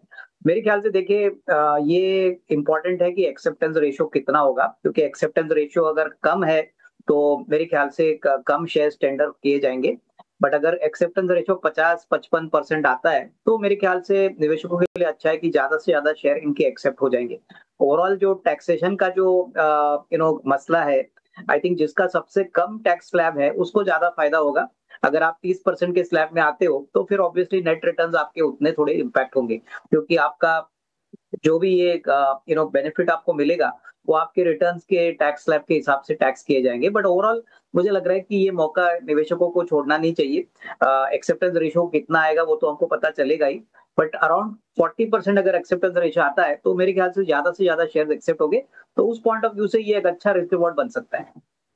को ये मौका छोड़ना नहीं चाहिए। अगर एलिजिबल है तो आप यहाँ पे टेंडर कर सकते हैं, ये सलाह देखते हैं वो रेशियो किस तरह का काम करता है। लेकिन अगर आपका टैक्स स्लैब कम है तो आपके लिए और भी फायदा है, टैक्स का बोझ आप पे कम होगा। जो हायर टैक्स स्लैब में है उन पर टैक्स का बोझ ज़्यादा होगा। चलिए, इस बीच हमारे साथ निनाद तमानेकर भी जुड़ गए हैं। निनाद, बहुत बहुत शुक्रिया। क्लोजिंग ट्रेड्स सबसे पहले उसी से शुरुआत कर लेता हूँ, आपकी तरफ से क्लोजिंग ट्रेड्स क्या हैं? Thank you for having me on this show. So हमें लगता है कि देखिए market just 50 points away from its all time high levels. Eventually हमें लगता है कि यहाँ से एक ब्रेकआउट आना चाहिए। एंड अगर हम लास्ट कुछ 6-7 दिन से हम देखें तो it has been broadly consolidating in that range of 26,200 to 25,300। So ये अगर ब्रेकआउट पैन आउट होता है तो हमें लगता है कि यहाँ से एक 26,700-800 तक जा सकता है। So that is our view on the index. And stock specific अगर हम बात करें देन हमें यहाँ पे संवर्धना मदरसन अच्छा लग रहा है। Currently it is trading around in the range of 110 to 112। तो इस रेंज में हमें बाइंग के लिए देखना है। टारगेट ऊपरी स्तर पे हम देखेंगे 119 का, और स्टॉप लॉस जो हमें रखना है वो 106 का रखना है। अगर ये स्टॉक में हम देखें तो स्टॉक ने करंटली एक फास्टर रिट्रेसमेंट लिया है, जहां पे 6 वीक का जो कंसोलिडेशन था वो एक सिंगल वीक में निकाला है। So that is a structural improvement जो हमें यहाँ पे दिख रही है। सो हमें लगता है कि यहाँ से 119 के लिए ट्रेड करना चाहिए।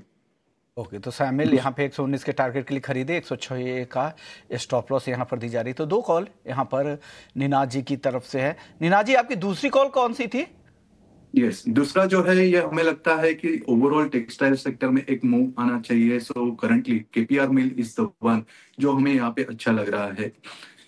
स्ट्रक्चरली अगर हम देखें तो पास 6-7 महीने से एक फॉलिंग ट्रेंड में था, यहाँ से करंटली एक फॉलिंग ट्रेंड लाइन ब्रेकआउट आया है। सो हमें लगता है कि यहाँ पे 1090-1100 के आसपास बाइंग के लिए देखना चाहिए। ऊपरी स्तर पे हम देखेंगे कि 1170 तक टारगेट हमारे आ सकते हैं, और स्टॉप लॉस जो रहेगा 1055 का हम रख सकते हैं। यहाँ पे एक अच्छा बेस फॉर्मेशन से निकल रहा है। केपीआर मिल भी और शामिल भी, जिसे हम संवर्धना मदरसन इंटरनेशनल भी कहते हैं और श्री राम ऑटोमोबाइल इंडिया के नाम से भी जाना जाता है। तो ये दोनों आपकी तरफ से टॉपिक निकल कर आ रही है। चलिए, अब वक्त हो चुका है ऑप्शंस के चैंपियन का।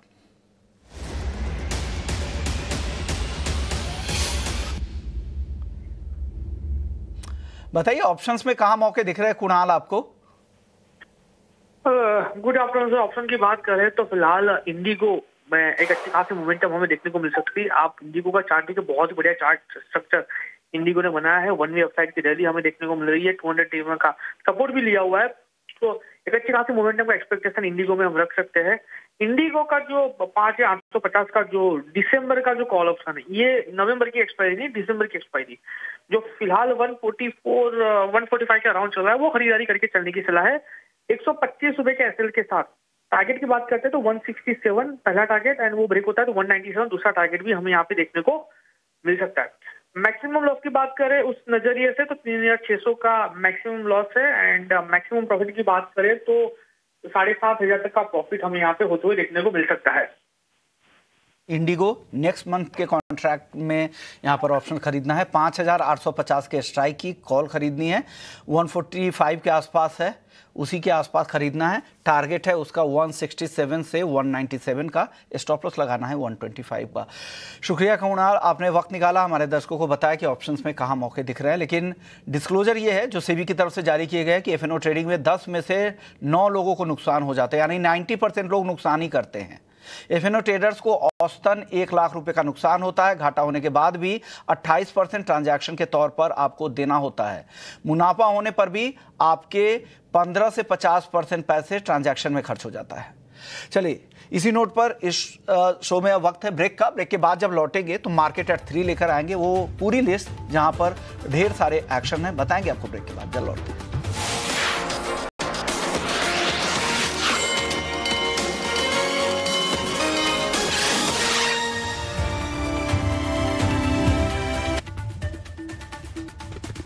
क्लोजिंग कॉल में बाजार हम देख रहे हैं कि थोड़ा सा ही डिस्टेंस रह गया है रिकॉर्ड हाई से। 26,200 के ऊपर जाकर निफ्टी कारोबार कर रहा है। और निफ्टी बैंक की बात करें तो तेजी प्रतिशत के लिहाज से लगभग आधी है निफ्टी बैंक में, क्योंकि निफ्टी बैंक चला पहले बहुत है, लेकिन आज बना है नया रिकॉर्ड। 59,400 के ऊपर निकला है निफ्टी बैंक। 59,500 पर एक छोटा सा रेजिस्टेंस फेस कर रहा है। लेकिन ऑटो शेयर में भी अच्छी तेजी आज में देखने को मिली है। और जो भी बड़े नाम हैं आप देखेंगे कि आयशर हो गया, जिनके पास रॉयल एनफील्ड वाला पोर्टफोलियो है, उसमें तेज़ी बनी है। हीरो मोटो में अच्छी तेज़ी बनी है। आयशर तो इनफैक्ट हम देख रहे हैं कि आज ये 52 हफ्ते की नई ऊंचाई पर पहुंचा है। इनफैक्ट रिकॉर्ड हाइज हैं आयशर के लिए, तो लगातार तेज़ी हो रही है। अविनाश जी, आपसे व्यू जानना चाहेंगे टू व्हीलर पैक पर, क्या आप आगे भी तेज़ी देख रहे हैं? क्योंकि एक ट्रिगर तो ये है कि अभी शादियों का सीज़न वगैरह चल रहा है, तो थोड़ी बहुत बाइंग उसके चलते भी होती है। क्या राय है आपकी टू व्हीलर्स को लेकर, और आपका कोई पसंदीदा शेयर इस पैक में?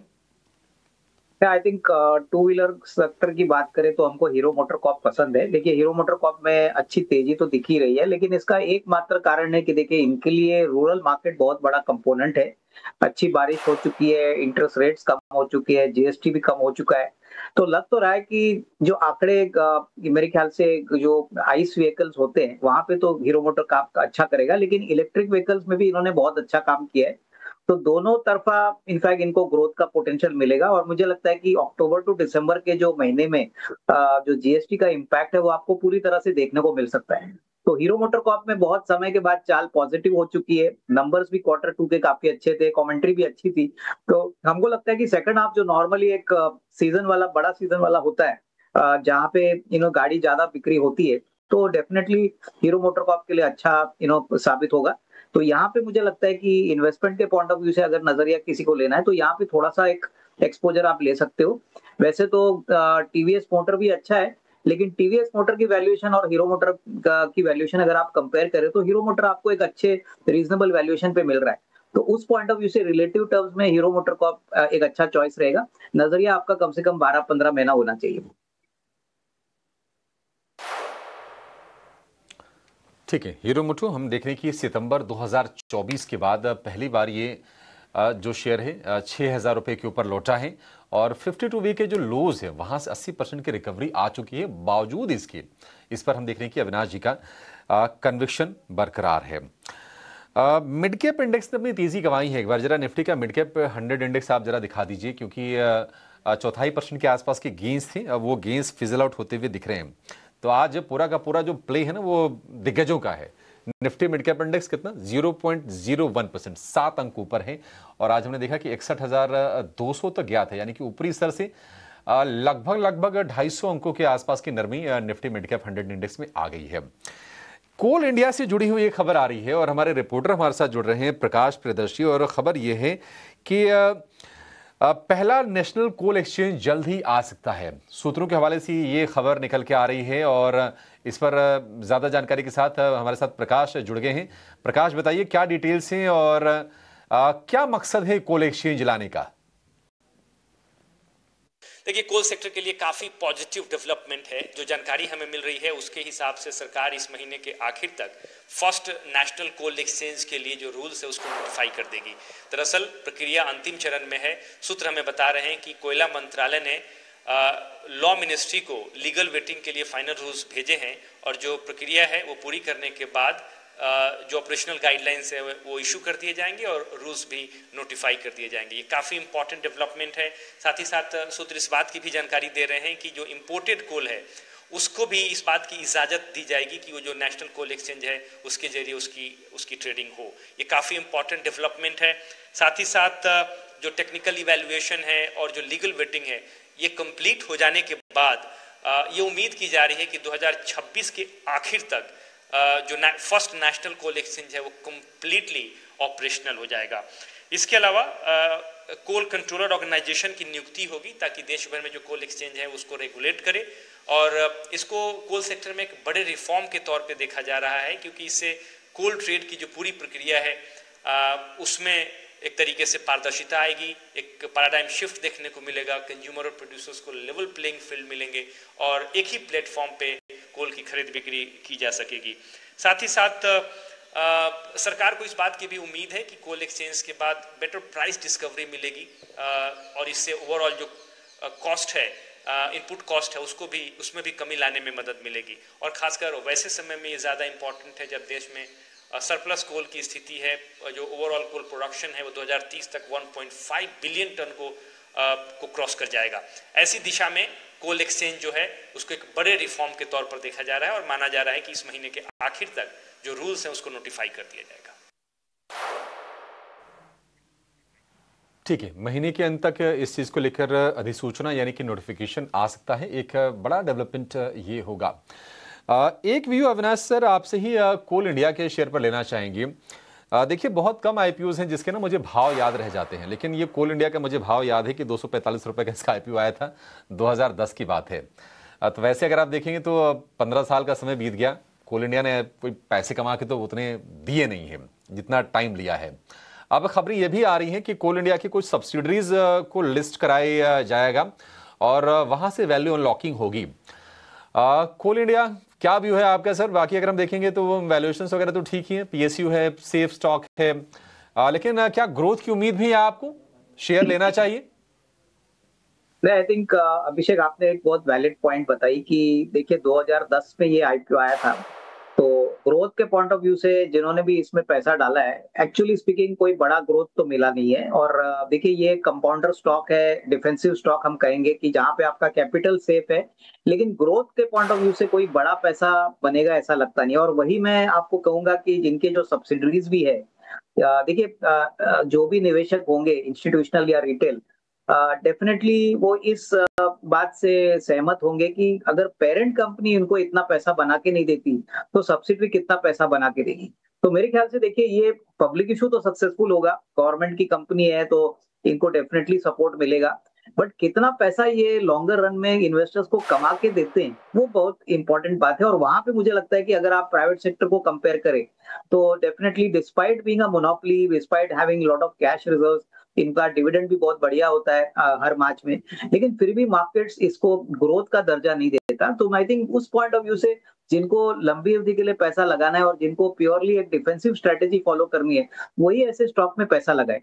जो ग्रोथ को ज्यादा प्रीमियम देते हैं वहां पे डिफिकल्ट है ऐसे इन्वेस्टर्स को आने के लिए, क्योंकि उनको उसका उस तरीके का रिस्क रिवॉर्ड नहीं मिलेगा। नहीं, सही बात है। कोल इंडिया वैल्यूएशन तो इसका हमेशा ही कम रहा है और फिलहाल अभी भी हम देखेंगे करीब 7-8 के आसपास का पी होगा कोल इंडिया का, 5 साल के एवरेज के आसपास है। बट दिक्कत की बात यही है ना कि अब हम क्लीन एनर्जी की तरफ बढ़ रहे हैं। अगर आप पहली छमाही का रेवेन्यू देखेंगे तो उसमें थोड़ा सा कंप्रेशन भी आया है, तो ये दिक्कत रहेगी कोल इंडिया में। बहुत लंबी अगर आपकी अवधि है, अगर आपके पास पेशेंस है, तब तो आप कोल इंडिया की तरफ जाइए, अदरवाइज आप चाहें तो अवॉइड करके जो ग्रोथ वाले बाकी शेयर हैं वहाँ फोकस करके चल सकते हैं। लेकिन 3:04 हो गए हैं। हमारे सहयोगी आनंद शुक्ला हमारे इंतजार कर रहे हैं, मार्केट एट 3 लेकर हाजिर हैं और समझते हैं कि अब तक का जो सत्र बीता है बाजार का वो कैसा रहा है।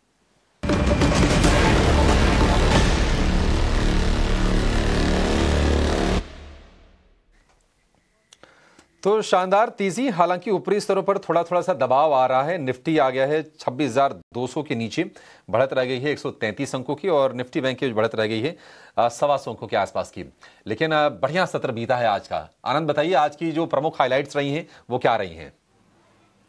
जी हाँ अभिषेक, काफ़ी अच्छा सत्र रहा है और बाजार में शानदार तेज़ी देखने को मिल रही है।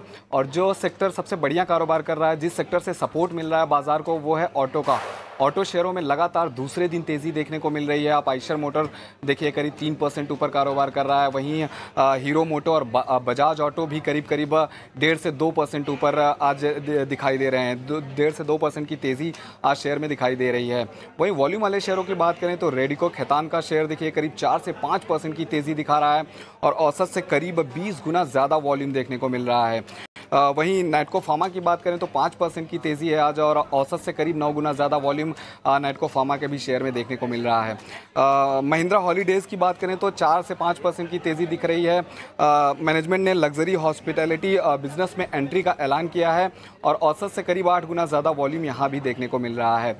खबरों वाली बात करें तो खबरों की बात करें, मार्क्संस फार्मा पर खबर आई है यूके सब्सिडियरी को नई दवा के लिए मंजूरी मिली है और ये जो मंजूरी है वो यूके MHRA यानी कि medicines and health care products regulatory agency से मिली है और ये जो दवा है उसका एलर्जी के इलाज में इस्तेमाल किया जाता है, जिसके चलते शेयर करीब करीब 2% ऊपर कारोबार करता नज़र आ रहा है। मान इंडस्ट्रीज़ की बात करें तो अरामको एशिया के साथ इन्होंने करार किया है, सऊदी अरब में स्टील पाइप प्लांट के लिए करार किया गया है और ये जो करार की कुल अवधि है वो 5 साल के लिए है, जिसके चलते आज शेयर हरे निशान में कारोबार करता नजर आ रहा है। छोटी सी खबर ट्रांस रेल लाइटिंग पर भी आई है, कंपनी को करीब करीब 550 करोड़ का ऑर्डर मिला है, जिसके चलते आज शेयर में पॉजिटिव एक्शन देखने को मिल रहा है।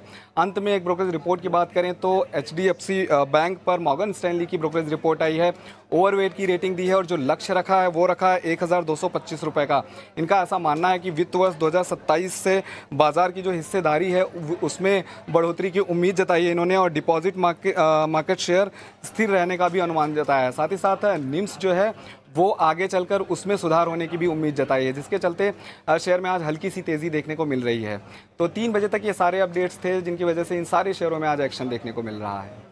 शुक्रिया आनंद, ये पूरी लिस्ट लेकर आने के लिए। आपने काफ़ी सारे नए एडिशंस भी किए हैं, 1-2 आपने पुराने भी कैरी किए, लेकिन ज़्यादातर स्टॉक्स है जो नए हैं, नई खबरें अभी आई है और उसके दम पर यहाँ पर एक्शन भी दिख रहा है। एक और स्टॉक है उसकी चर्चा कर लेते हैं, कमिंस की। कमिंस इंडिया पिछले 6 महीने में काफ़ी चला है, 50% के आसपास की तेज़ी आ चुकी है पिछले 6 महीने में, लेकिन आज भी तेजी, आज इस खबर से तेजी आई थी कि जो सिटी की जो रिपोर्ट थी उसमें काफ़ी पॉजिटिव कमेंट उन्होंने दिया है और यहाँ से और 500 रुपये ऊपर का टारगेट है सिटी का। एक राय निनाद आपसे कमिंस इंडिया को लेकर। देखिए, कमिंस एक ऑलरेडी आउट परफॉर्मिंग स्टॉक है जो कि near it's all time high levels चल रहा है। अगर हम देखें तो पिछले 2-3 हफ्तों से एक कंसोलिडेशन रेंज में है, but in overall 50 days EMA के ऊपर वो ये सस्टेन कर रहा है। ओवरपास अगर हम देखें तो लास्ट 3 से 4 महीनों से ये 50 डे EMA को रिस्पेक्ट कर रहा है। सो हमें लगता है कि यहाँ पे डाउन साइड लिमिटेड है। We can expect on the downside 4150 का सपोर्ट रखे, on the upside we can expect to eventually head towards 4750 4800।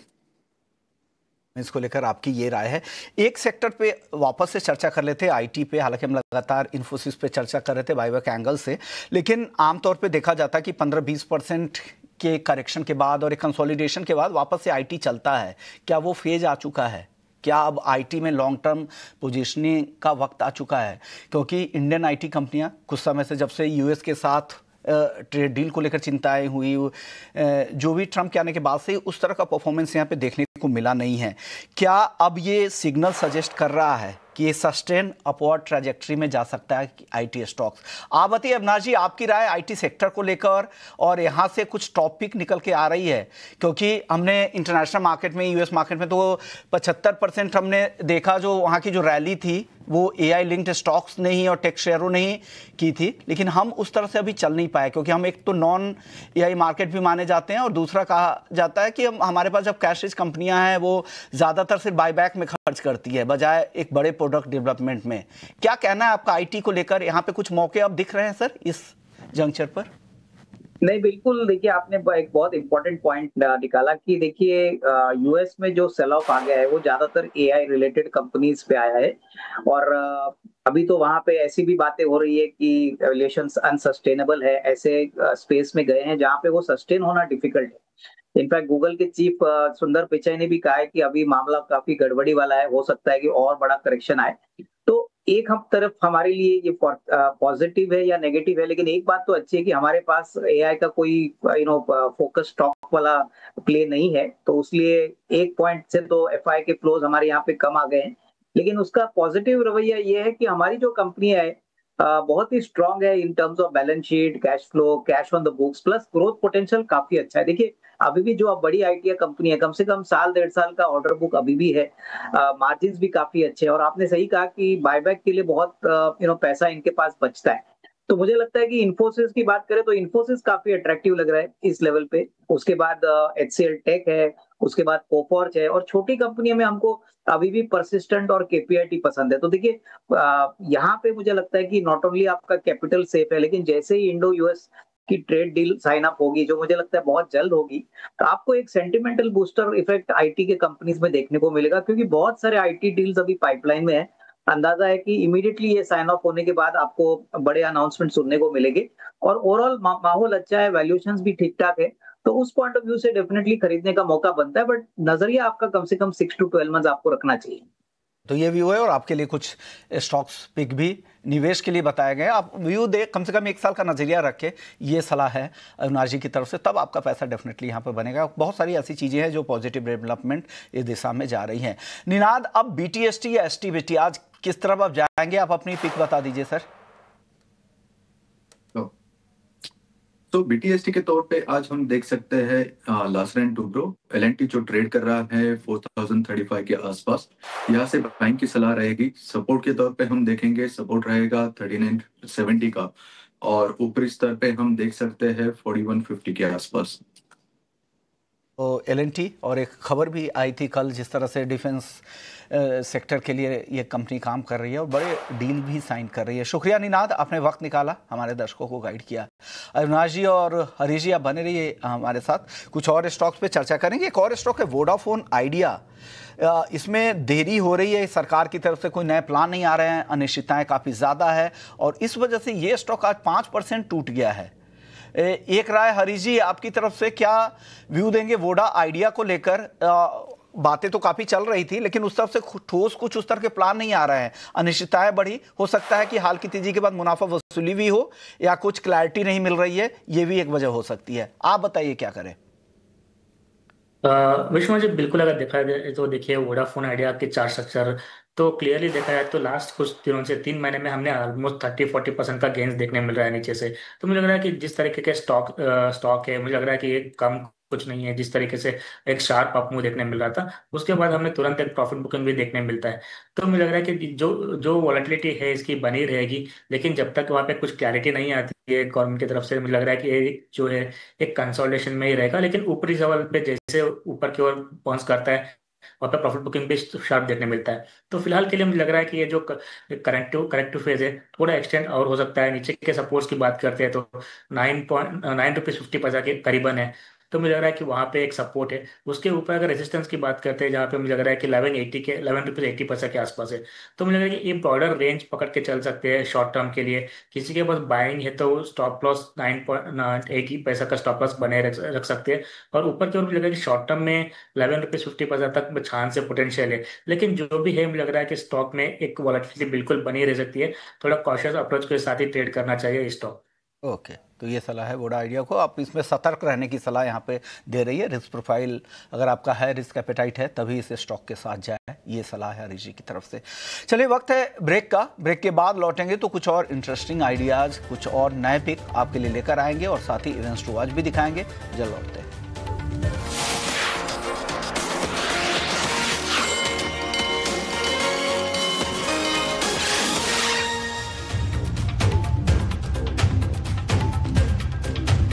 Closing call में मार्केट में हम देख रहे हैं कि अपने गेंस को फिर से थोड़ा सा मजबूत करने की कोशिश कर रहा है।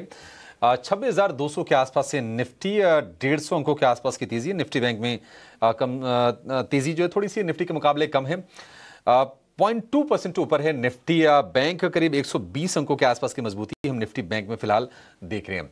कुछ और शेयर जहां पर बड़े मूव्स हैं, जरा उनकी बातचीत कर लेते हैं। और आज हम देख रहे हैं कि ऑटो सेगमेंट से ही जुड़ी है, ऑटो फाइनेंसिंग का काम करती है M&M फाइनेंस। M&M फाइनेंस में करीब 5% के आसपास की तेजी पर कारोबार हो रहा है। 346 रुपए के आसपास के भाव हैं M&M फाइनेंस के। और जो नतीजे वगैरह आए थे इसके Q2 के, हमने देखा था कि अर्निंग रिबाउंड आया था, एसेट क्वालिटी वगैरह बेहतर है M&M फाइनेंस की। एक राय इस पर अविनाश जी, M&M फाइनेंस कैसा लगता है आपको शेयर ये, और क्या राय देंगे इस पर आप? नहीं, मेरे ख्याल से देखिए, एक रेट कट होने के बाद थोड़ा बहुत तो फाइनेंसिंग में भी इनको बेनिफिट मिला है, प्लस एसेट क्वालिटी भी रीजनेबल लेवल पे आई है। ओवरऑल लग तो रहा है कि जिस प्रकार की बारिश हुई है, मेरे ख्याल से जो एग्री सेक्टर में ये ज्यादातर काम करते हैं, वहां पे मार्केट थोड़ा सा और फेवरेबल होगा। और महिंद्रा एंड महिंद्रा ग्रुप की बैकिंग है, तो मुझे लग रहा है कि देखिए स्टॉक थोड़ा सा चल चुका है, जिनके पास है वो होल्ड करे, बट डेफिनेटली एग्री स्पेस में काफी बड़ा प्लेयर है। कमर्शियल व्हीकल ट्रैक्टर की ज्यादातर इनकी फाइनेंसिंग होती है, और ट्रैक्टर मार्केट अच्छी तरह से तेजी से बढ़ रहा है। तो कहीं ना कहीं मुझे लगता है कि तीसरी और चौथी तिमाही भी काफी अच्छी होगी, जो ट्रेडिशनली इनके लिए अच्छा होता है। तो यहाँ पे निवेशकों को होल्ड करना चाहिए। मेरे ख्याल से अभी हम फ्रेश बाइंग तो सजेस्ट नहीं करेंगे, but definitely FY26 compare to FY25 काफी अच्छा होगा। ठीक है, M&M फाइनेंशियल सर्विसेज को लेकर ये व्यू। अगर आपके पास शेयर है तो आप इसमें बने रह सकते हैं, लेकिन 3:20 होने वाले हैं और 10 मिनट के आसपास का समय आपके पास है अभी अपने ट्रेड्स आज एनालाइज करने के लिए या फिर BTST करने के लिए। BTST समय लेते हैं। हरीश जी, आपके BTST बाकी हैं अभी, बताइए आपके 2 शेयर कहाँ पर आप तेजी की सलाह देंगे? मंदी वाले शेयर नहीं पूछेंगे आपसे। अभिषेक जी, बिल्कुल आज मंदी वाला शेयर देना भी थोड़ा मुश्किल है। जिस तरीके से मार्केट सेटअप है, मुझे लग रहा है कि जल्दी जो ऑल टाइम हाई रिटेस्ट कर सकता है निफ्टी। तो पहला एक स्टॉक रहेगा मेरा BPST के लिए MFSL। देखिए MFSL की स्टार्ट स्ट्रक्चर देखती है, देखिए लास्ट कुछ दिनों से एक कंसोलिडेशन में है ब्रॉड रेंज में। आज से फिर से वापस से वॉल्यूम के साथ फिर से ऊपर की ओर ब्रेकआउट दे रहा है। तो मुझे लग रहा है कि यहाँ पे MFSL में अच्छा खासा बाइंग का अपॉर्चुनिटी बन सकता है। और मुझे लग रहा है कि और डेरिवेटिव्स पे देखा जाए तो वहाँ पे भी अच्छा खासा लॉन्ग बिल्टअप हुआ है ऑलरेडी। तो उसके चलते बाय करना चाहिए MFSL करंट लेवल्स पे। ऊपर की ओर टारगेट्स दिखाई दे रहे हैं 1750 के लिए, मुझे लग रहा है कि 1-2 दिनों में मिल सकता है। और स्टॉप लॉस मेंटेन करना चाहिए, स्टॉप लॉस मेंटेन करना है 1660 का।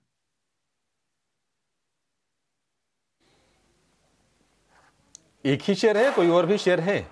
सिर्फ फिलहाल के लिए MFSL एक ही है।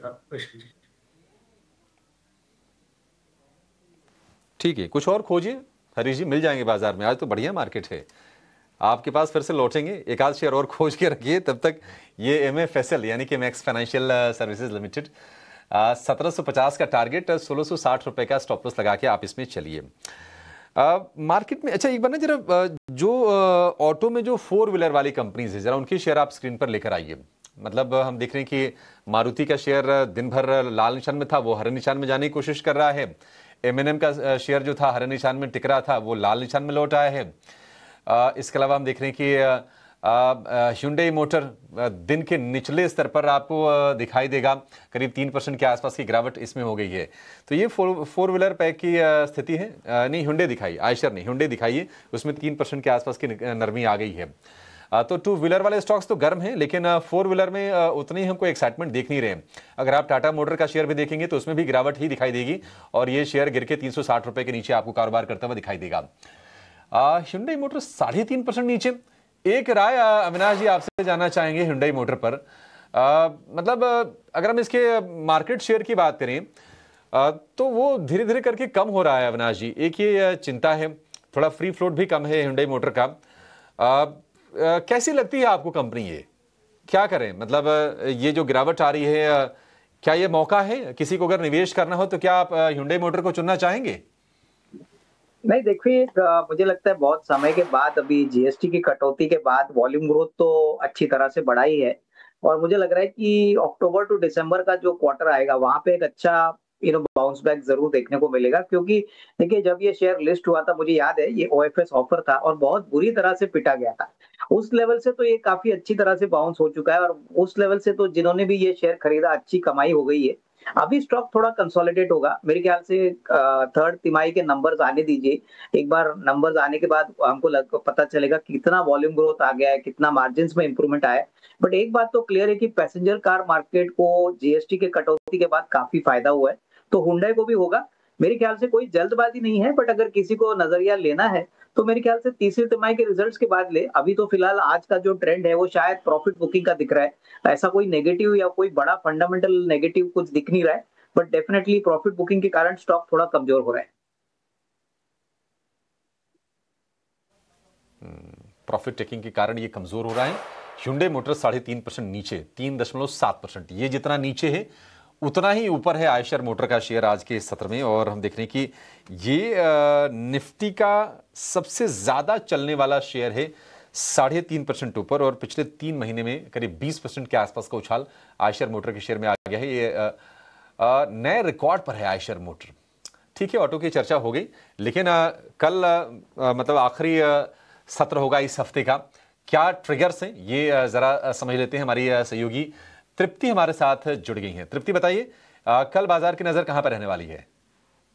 जी हाँ, देख लेते हैं कल के लिए कौन से इवेंट्स अहम होने वाले हैं। तो अमेरिका में कल मैन्युफैक्चरिंग पीएमआई के आंकड़े आने वाले हैं। यूरोप की अगर बात करें तो यहाँ पर भी रिटेल सेल्स और मैन्युफैक्चरिंग पीएमआई के आंकड़ों पर नज़र रहेगी। साथ ही जापान में भी कल सीपीआई और पीएमआई के आंकड़े आएंगे। और कल इंडिया की अगर बात करें तो कल हमें यहाँ पर भी फॉरेक्स रिजर्व और मैन्युफैक्चरिंग पीएमआई के आंकड़े आते हुए दिखेंगे। मोटे तौर पर कल मैन्युफैक्चरिंग पीएमआई के आंकड़ों पर नजर रहेगी। आगे बढ़ते हैं तो कल कंपनी ग्रो अपने क्वार्टरली रिजल्ट जारी करेगी। दूसरी तिमाही के कल कंपनी नतीजे जारी करेगी। अभी अभी लिस्ट हुई है तो इनके नतीजों पर भी नजर रहेगी, किस तरह के नंबर्स यहाँ पर निकल कर आते हैं। कोटक बैंक की अगर बात क्या करें तो शेयर विभाजन को लेकर यहाँ पर एक बोर्ड बैठक होने वाली है। देखना होगा कि किस तरह का आउटकम कंपनी की बोर्ड बैठक से निकल कर आता है। इंडियन शेल्टर फाइनेंस में भी कल एक मीटिंग होगी। यहाँ पर भी शेयर विभाजन को लेकर विचार कर सकती है कंपनी। कैपिलरी टेक के आईपीओ की कल लिस्टिंग है एक्सचेंजेस पर। देखना होगा किस तरह की लिस्टिंग और कितने पर ये लिस्टिंग होती है। एक्सेल सॉफ्ट टेक का आईपीओ कल बंद होने वाला है। कल पैसा लगाने का आखिरी दिन यहाँ पर आपको मिलेगा। एक और आईपीओ कल से खुलने वाला है सुदीप फार्मा का, जहाँ पर आपको कल से पैसा लगाने का मौका मिल सकता है। एक और अहम इवेंट, पीएम मोदी कल से G20 समिट के लिए जोहान्सबर्ग का दौरा करेंगे। 2 दिन के दौरे पर पीएम मोदी जा रहे हैं। चलिए अब देख लेते हैं कि कौन सी कंपनियां कल एक्स डिविडेंड ट्रेड करने वाली है, जिनमें नाम शामिल है IRCTC, MRF, Info Edge India, Oil India और सोनाटा सॉफ्टवेयर। ये कंपनियां कल एक्स डिविडेंड ट्रेड करेगी। ये थे वो इवेंट्स जिन्हें आपको कल अपनी नज़र में बनाकर रखना है। तो ये कुछ बड़ी खबरें होंगी जिन पर कल आप ज़रूर नज़र रखिएगा। शुक्रिया तृप्ति ये डिटेल्स लेकर आने के लिए। एक स्टॉक है जिस पे चर्चा करना जरूरी है, सम्मान कैपिटल का। कल हमने देखा था तेज़ गिरावट। आज के सत्र में सम्मान कैपिटल में एक रिकवरी की कोशिश थी। एक समय तक 3-4% की तेज़ी भी दिख रही थी, लेकिन तेज़ी फिर से वापस से गायब हो गई है। अरुणा जी, आप की तरफ से ये राय चाहिए। सुप्रीम कोर्ट का जो केस था उसमें कंपनी ने क्लैरिफाई किया है कि जो भी इरेगुलरिटीज़ जो कंपनी से रिलेटेड है, वो NBFC में जो भी दिक्कतें थी वो पुराने प्रमोटर से जुड़े हुए पूरा मामला है। ये उनकी तरफ से सफाई आई है। क्या लग रहा है सम्मान कैपिटल को लेके अब आगे क्या करना चाहिए जो यहाँ पे इन्वेस्ट करना चाहते हैं या खरीदना चाहते हैं? नहीं, मेरे ख्याल से देखिए, अगर आप लॉन्ग टर्म इन्वेस्टर है और जो नया निवेशक आ रहा है उसने तो क्लियरली कहा है कि वो अभी भी कंपनी के साथ में है और ये डील अभी भी कंफर्म्ड है। पुराने केस जो है उसके ऊपर जो भी चर्चा हुई है वहां पे कंपनी ने क्लियरली कहा है कि इसके लिए जो भी प्रोविजंस थे वो कंपनी ने किए हैं, उसमें अभी कोई नेगेटिव सरप्राइज नहीं है, कोई लायबिलिटी कंपनी की नहीं है। मेरे ख्याल से जब तक ये मामला पूरी तरह से सेटल होता नहीं है तब तक थोड़ा बहुत ये स्टॉक वोलेटाइल रहेगा। लेकिन एक बात और भी है कि ये स्टॉक निचले लेवल से काफी चला भी है, तो डेफिनेटली अभी इस लेवल्स पे स्टॉक में आपको कंसोलिडेशन देखने को मिलेगी। मुझे नहीं लगता है कोई बड़ा नेगेटिव सरप्राइज इस कोर्ट केस से आने की उम्मीद है। और जैसे ये डील पूरी तरह से कल्मिनेट होती है उसके बाद आपको ये स्टॉक में एक अच्छा री-रेटिंग देखने को मिलेगा। तब तक मेरे ख्याल से ये स्टॉक में थोड़ी बहुत वॉलेटिलिटी देखने को मिलेगी। और आपने सही कहा, सुबह तो ये क्लेरिफिकेशन कंपनी के आने के बाद शेयर थोड़ा चला भी था ऊपर, लेकिन बाद में वापस थोड़ा बिकवाली का प्रेशर आया। बट ये मेरे ख्याल से शॉर्ट टर्म ट्रेडर्स है जो यहाँ से एग्जिट कर रहे हैं। जो लंबे अवधि के लिए निवेशक है मेरे ख्याल से उनको कोई डरने की बात नहीं है, क्योंकि जो नया ओनर आने वाला है वो बहुत ही वेल एस्टेब्लिश्ड ग्रुप है और आगे मुझे लगता है अच्छा रोड मैप इन्होंने दिया है। तो डेफिनेटली लॉन्ग टर्म के लिए अभी भी स्टोरी जो है वो काफी पॉजिटिव ही रहेगी। अभी अगर आप अभी फिलहाल दूर ही रहे, एक तो चला भी था काफ़ी स्टॉक और जो जिस तरह की दिक्कतें हैं पूरी तरह से क्लियर ना आए तो ऐसे स्टॉक से दूर ही रहे। और लोन उनकी देने की जो प्रैक्टिसेस थी उस पर काफ़ी ज़्यादा सवाल थे, जिसमें 5 जो बोरोवर ग्रुप कंपनीज थी उनको लोन देने का जो मामला था उसको लेकर भी यहाँ पर इस तरह का मामला चल रहा है। देखते हैं आगे किस तरह की सफाई आती है। लेकिन सुप्रीम कोर्ट के जो कॉमेंट थे ये काफ़ी चेतावनी के तौर पर उन्होंने कॉमेंट दिया था। चलिए अब क्लोजिंग की तरफ भी बढ़ते हैं, उससे पहले एक स्टॉक फटाफट से ले लेते हैं। 10 सेकंड में हरीश जी बताइएगा, सन टीवी आज काफी कमजोर है, 4% से ज्यादा गिरा हुआ है, क्या करें सन टीवी में? विष्णु जी, अगर देखिए सन टीवी की बात करते हैं तो मीडिया स्टॉक्स में एक लगातार एक सेल ऑफ देखने मिल रहा है। सन टीवी में सेम ही देखा है तो कंटिन्यूसली एक डाउन ट्रेंड में है स्टॉक प्राइस। कहीं ना कहीं नीचे लेवल से थोड़ा बहुत सपोर्ट मिल जाता है, लेकिन ऊपर के लेवल टिकने में लिए कामयाब नहीं होता है। तो उसके चलते मुझे लग रहा है कि फिलहाल के लिए ये जो स्टॉक है कंटिन्यूस एक डाउन ट्रेंड अभी भी एक्सटेंड हो सकता है। तो सपोर्ट्स की बात करते हैं तो 530 के पास एक इमीडिएट सपोर्ट है, उसके नीचे फिसलता है तो मुझे लग रहा है कि और थोड़ा वीकनेस देखने मिल सकता है। ओवरऑल मुझे लग रहा है कि स्टॉक में अभी भी मंदी है, तो मुझे लग रहा है कि इसको तो अवॉइड करना चाहिए जब तक क्लैरिटी आती है। तो फिलहाल के लिए मैं अवॉइड का रिकमेंडेशन दूंगा स्टॉक। अवॉइड करने की सलाह यहाँ पर सन टीवी को लेकर। शुक्रिया हरीश जी आपका, अविनाश जी आपका, आप लोगों ने वक्त निकाला, हमारे दर्शकों को मदद की, इन्वेस्टमेंट और ट्रेडिंग टिप्स आप लोगों ने दिए। चलिए अब बढ़ते हैं क्लोजिंग की तरफ। बाजार को देखें तो एक शानदार तेजी, शानदार क्लोजिंग की उम्मीद करनी चाहिए। 26,200 के करीब निफ्टी बना हुआ है। रिकॉर्ड क्लोजिंग का लेवल 26,216 के आसपास था, जो हमने 2024 सितंबर में देखा था। उसी के आसपास की क्लोजिंग, रिकॉर्ड क्लोजिंग हो पाती है कि नहीं पता नहीं, लेकिन इंट्राडे जो रिकॉर्ड हाई था निफ्टी का वो 26,277 का था। वहां से तो अभी दूर है 75 अंक, तो वो तो नहीं हो पाएगा। निफ्टी बैंक ने आज फिर से नया रिकॉर्ड क्लोजिंग भी दी है, इंट्राडे में भी नया रिकॉर्ड हाई बनाया, तो जबरदस्त तेजी निफ्टी बैंक में दिख रही है। आज सपोर्ट बाजार को कहां से मिला है, तो जो सेक्टर थे उसमें इंफ्रा, डिफेंस कंपनियां, ऑटो कंपनीज, ये कुछ ऐसे सेक्टर थे जहां से बाजार को सपोर्ट मिला है। लेकिन आज सरकारी बैंक और कंज्यूमर ड्यूरेबल कंपनियां ये आज चल नहीं पाए। ओवरऑल बाजार देखें, अगर निफ्टी में बढ़ने वाले शेयरों की बात करें तो आज जो सपोर्ट आया आयशर से आया, हीरो मोटो से आया। निफ्टी की वो तो मिड कैप कंपनियां हैं, लेकिन दिग्गज कंपनियों में आयशर, बजाज फिनसर्व, बजाज फाइनेंस, ये कुछ ऐसी कंपनियां थे जहां पे जबरदस्त तेजी निफ्टी में आज देखने को मिली। रिलायंस इंडस्ट्रीज जबरदस्त तेजी, सबसे ज्यादा इंडेक्स को यहां पे सपोर्ट किया रिलायंस इंडस्ट्रीज और HDFC बैंक जैसे स्टॉक से। इसके अलावा जियो फाइनेंशियल्स भी चले, एक्सिस बैंक में अच्छी तेजी दिखी, SBI लाइफ में अच्छी तेजी दिखी। तो पूरा ये जो खेमा था ये काफी ज्यादा मजबूत था। दबाव दिखा एशियन पेंट्स, HCL टेक जैसी कंपनियों पे, टाइटन पर दबाव था, ONGC, अपोलो हॉस्पिटल जैसे कुछ स्टॉक्स ऐसे थे जहां पर आज के सत्र में दबाव देखने को मिला है। चलिए, लेकिन ओवरऑल देखें तो क्लोजिंग काफी बेहतर रही है। एक शानदार नोट पर बाजार बंद होता दिख रहा है। 26,200 के करीब निफ्टी बंद हो रहा है और 59,350 के करीब निफ्टी बैंक। चलिए, इसी नोट पर मुझे और हमारे सहयोगी अभिषेक को दीजिए इजाजत। आगे ब्रेक के बाद हम आपके लिए लेकर आएंगे कल का बाजार।